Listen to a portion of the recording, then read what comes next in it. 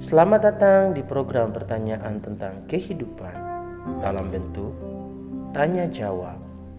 Pertanyaan ini terdiri dari pertanyaan umum di mana layaknya para pendengar seperti Anda akan menanyakan pertanyaan yang mungkin mempunyai subjek penting yang berbeda, termasuk pertanyaan tentang Allah, Yesus, surga, dan doa.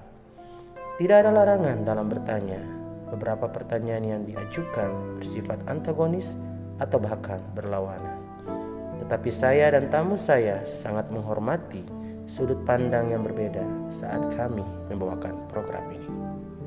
Halo, dan selamat datang di Pertanyaan Tentang Kehidupan yang dipersembahkan oleh CCTW dan Tirta Media. Saya pembawa acara Anda buat hari ini, nama saya Sharon. Dan program ini disajikan dengan format tanya jawab dan juga berisi dengan pertanyaan-pertanyaan umum yang dimiliki oleh pendengar seperti Anda mengenai topik yang penting, termasuk pertanyaan tentang Tuhan, Yesus, surga, dan doa. Tidak ada pertanyaan yang dilarang. Terus itu beberapa pertanyaan yang akan Anda dengar mungkin bersifat antagonistik dan bahkan bermusuhan. Namun saya dan tamu saya itu akan memandukan program yang menghormati pandangan yang berbeda. Oke, tamu hari ini adalah Pak Hendrik. Halo. Halo. Jadi program ini berjudul Mendengarkan Sang Guru Terbaik. Ini akan membantu Anda untuk lebih memahami mengapa Yesus diakui sebagai guru yang terbaik sepanjang masa dan bagaimana dia menjawab pertanyaan-pertanyaan penting tentang Tuhan dan kehidupannya. Kami akan membawa pertanyaan nyata yang diajukan oleh orang-orang seperti Anda ya. Jadi, mari kita mulai dengan mohon pertolongan kepada Tuhan. Oke. Bapa yang di surga, mohon bantu kami saat kami memikir jawaban-jawaban yang diberikan Yesus atas pertanyaan-pertanyaan yang penting. Dalam nama Yesus, amin. Oke, jadi saya akan membawakan jawabannya dan Pak Hedi kita akan berikan jawaban-jawabannya ya. Oke. Jadi pertanyaan yang pertama itu adalah mengapa kita bisa memanggil Yesus itu sebagai guru yang terbaik? That's a good question anyway. Ini bukan hanya pendapat saya ya, tapi konsensus sejarah sepanjang tahun ke tahun itu telah mengatakan bahwa seorang guru Yesus itu tak berbanding. Ya, para imam kepala dan orang Farisi suatu kali mengirim penjaga-penjaga ke bait Allah untuk pergi dan menangkap Yesus. Mereka kembali tanpa membawanya. Dan ketika ditanya, mengapa mereka tidak membawanya? Jawab penjaga-penjaga itu, belum pernah seorang manusia berkata seperti orang itu. Itu kalau teman-teman baca itu, atau sobat Tirta bisa baca, ada di dalam Yohanes pasal yang ke-7 ayatnya yang ke-46. Dan para penjaga itu benar, tidak ada yang pernah berbicara seperti Yesus. Awal dalam pelayanannya, ketika Yesus selesai mengajar banyak orang, kita membaca dalam pelayanannya ketika Yesus selesai mengajar banyak orang, kita membaca, takjublah orang banyak itu mendengarkannya pengajarannya, sebab ia mengajar mereka sebagai orang yang berkuasa, tidak seperti ahli-ahli Taurat. Nanti kalau lebih detailnya bisa dibaca dalam Matius 7 ayat 28 dan 29. Yesus adalah otoritasnya sendiri. Dalam mempelajari ajaran Yesus, satu hal yang berlangsung terlihat jelas, ajarannya bukan kata-kata dari seorang guru manusia biasa. Nikodemus, seorang anggota Sanhedrin, mahkamah tinggi Yahudi, berkata kepada Yesus suatu malam, "Rabi, kami tahu bahwa engkau datang sebagai guru yang diutus oleh Allah." Di dalam Yohanes 3 ayat yang kedua, teman-teman bisa baca atau sobat Tirta bisa baca di situ. Nikodemus benar. Yesus adalah guru yang datang dari Allah.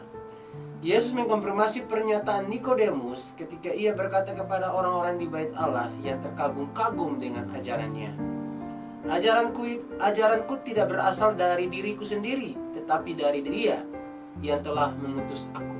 Di dalam Yohanes 7 ayatnya yang ke-16. Tidak hanya Yesus adalah guru yang diutus dari Allah, tetapi Dia juga adalah Allah.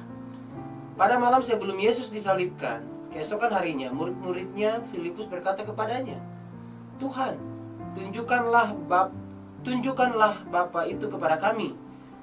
Itu sudah cukup bagi kami. Dalam Yohanes 14 ayat yang ke-8. Yesus menjawab, telah sekian lama engkau bersama-sama dengan aku. Setelah sekian lama aku bersama-sama dengan kamu, Filipus, namun engkau tidak mengenal aku. Barang siapa telah melihat aku, ia telah melihat Bapa. Bagaimana engkau berkata, tunjukkanlah Bapa itu kepada kami? Tidak percayakah engkau bahwa aku di dalam Bapa dan Bapa di dalam aku? Apa yang aku katakan kepadamu, tidak aku katakan dari diriku sendiri, tetapi Bapa yang diam di dalam aku. Dialah yang melakukan pekerjaannya. Di dalam Yohanes pasalnya yang ke-14 ayatnya yang ke-9 sampai ke-10. Ketika murid-murid Yesus mendengarkan ajarannya pada zaman dahulu, mereka mendengarkan ajaran dari Allah. Ketika orang banyak mendengarkan ajaran Yesus, mereka mendengarkan ajaran dari Allah. Hari ini, ketika kita membaca ajaran Yesus, kita sedang membaca ajaran dari Allah. Begitu. Jadi dari ajaran-ajaran yang Yesus lakukan itu, apa sih yang Yesus ajarkan kalau mengenai Allah? Ya, kita tahu tadi seperti yang jawaban di pertanyaan awal yang Sharon ajukan, bahwa semuanya itu kan bersumber daripada Allah, ajaran itu. Oke, saya akan menjawab pertanyaan yang kedua. Ya, Yesus mengajarkan banyak hal mengenai Allah. Saya rasa hal yang paling besar yang diajarkan Yesus tentang Allah adalah kenyataan bahwa Allah sangat mengasihi kita. Firman Allah memberitahu kita bahwa Allah menciptakan kita dan mengasihi kita. Namun, firman-Nya juga memberitahukan kita bahwa kita adalah orang berdosa, ya, bahwa kita telah berdosa terhadap Allah. Kemudian firman-Nya memberitahukan kita bahwa Allah tetap mengasihi kita, even walaupun kita berbuat dosa, ya, tapi Dia masih tetap mengasihi kita. Kemudian firman-Nya memberitahukan kita bahwa Allah tetap mengasihi kita. Firman Allah memberitahukan kita bahwa Allah mengutus anaknya Yesus untuk mati di kayu salib, untuk menyelamatkan kita dari dosa-dosa kita. Yesus berkata, karena begitu besar kasih Allah akan dunia ini, sehingga Ia telah mengaruniakan anaknya yang tunggal, supaya setiap orang yang percaya kepadanya tidak binasa, melainkan beroleh hidup yang kekal.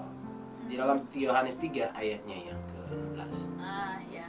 Ini sih dari kedengarannya itu Allah suka mengasihi, akan selalu mengasihi kita. Ya. Tetapi saya merasa bahwa titik dalam hidup saya itu udah rasanya Tuhan Allah gak akan mungkin bisa mengasihi saya. Ya. Apakah itu bisa terjadi? Baik, izinkan saya dalam menyatakan secara sekuat-kuatnya, Anda tidak pernah mencapai titik dalam hidup Anda di mana Allah akan berhenti mengasihi Anda. So, Allah itu akan mencintai Anda seumur hidup Anda, ya. Dia akan mengasihi Anda.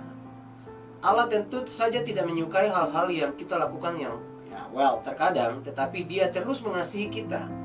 Allah membenci dosa, ya, tetapi mengasihi orang berdosa. Dia benci dosa tetapi mengasihi orang berdosa. Oke.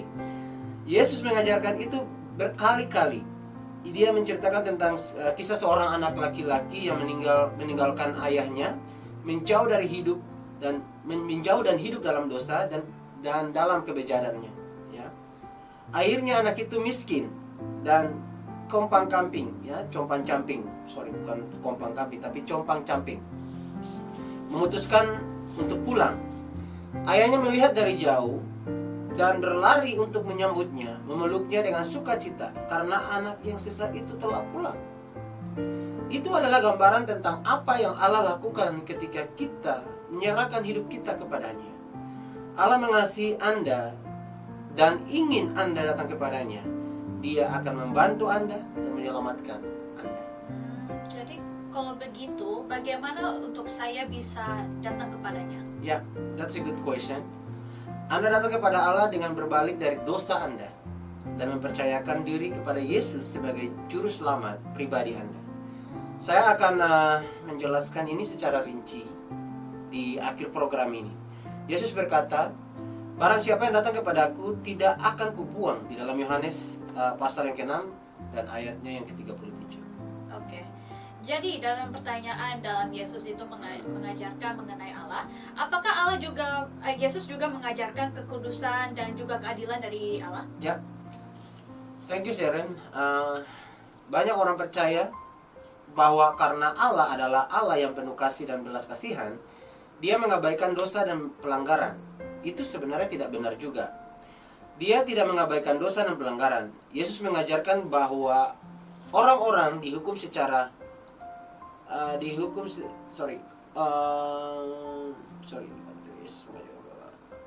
Yesus mengajarkan bahwa orang-orang dihukum karena tidak percaya kepada Allah. Dia berkata, barang siapa percaya kepadanya, ia tidak akan dihukum. Barang siapa tidak percaya, ia telah berada di bawah hukuman, sebab ia tidak percaya dalam nama Allah tunggal Allah, anak tunggal Allah. Dalam Yohanes 3 ayatnya yang ke-18. Firman Allah dengan jelas berkata bahwa barang siapa percaya kepada anak, ia beroleh hidup yang kekal. Tetapi barang siapa tidak taat kepada anak, ia tidak akan melihat hidup, melainkan murka Allah tetap ada di atasnya. Di dalam Yohanes 3 ayat yang ke-36. Yesus menceritakan tentang perumpamaan atas cerita yang menunjukkan penghakiman dan hukuman Allah terhadap orang-orang yang menolak anaknya. Yesus menceritakan tentang seorang pria yang dilemparkan ke dalam kegelapan paling gelap. Di sanalah akan terdapat ratap dan kertak gigi. Di dalam Matius pasal yang ke-22 ayat 13. Yesus juga menceritakan tentang Allah yang berkata kepada beberapa orang, "Enyahlah dari hadapanku, hai kamu orang-orang terkutuk. Enyahlah ke dalam api yang kekal, yang telah sedia untuk iblis dan malaikat-malaikatnya." Teman-teman bisa cek dalam Matius 25 ayatnya yang ke-14.